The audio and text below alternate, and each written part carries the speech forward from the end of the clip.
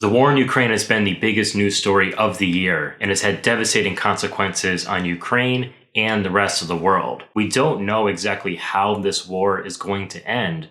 What we do know is that it's not going to end the way that Russia originally intended it to end. What I want to explore in this video is what Russia's original intentions were if the war had gone their way. There is a little bit of speculation in this video, but we do know a lot about what Russia's intentions were based off what Western intelligence has found, what Russia's stated intentions have been, and the actions that Russia's taken in the areas that they actually occupy. Fundamentally, the reason why Russia's leadership invaded Ukraine is that they wanted to dominate Ukraine. Russia's leadership believes that it cannot be a great power unless that it controls the people, the resources, and the territory of Ukraine. So the first thing that Russia intended to do was to overthrow Vladimir Zelensky's government and replace it with a Russian puppet government. After establishing this puppet government, Russia intended to annex territories in Ukraine with a significant Russian-speaking population. These territories contain some of Ukraine's most important cities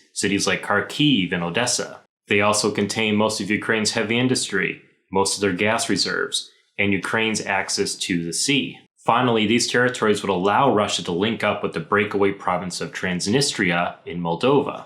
Now, an interesting thing about Russia's intentions with Ukraine is that they seem to have written off the far western part of the country as an irredeemable part of Ukraine that would never submit to Russian rule. So what you would have is Russia annexing the most valuable parts of Ukraine immediately, a puppet Ukrainian government controlling most of the rest of the country, and a small rump free Ukrainian state in the far west of the country. Establishing Russian dominance over all this territory would have taken multiple years. Russia probably would have faced a violent insurgency, their economy would be under great strain from sanctions, and the rump Ukrainian state in the west might have continued to resist. However, Russian leadership probably would have viewed this as an acceptable cost and eventually would have moved towards fully annexing this puppet Ukrainian government along with Belarus. Russia obviously would have acquired a bunch of new territory, tens of millions of new people, and far more control over the world's supply of grain and natural gas. While the past few months have been terrible for Ukraine and the rest of the world,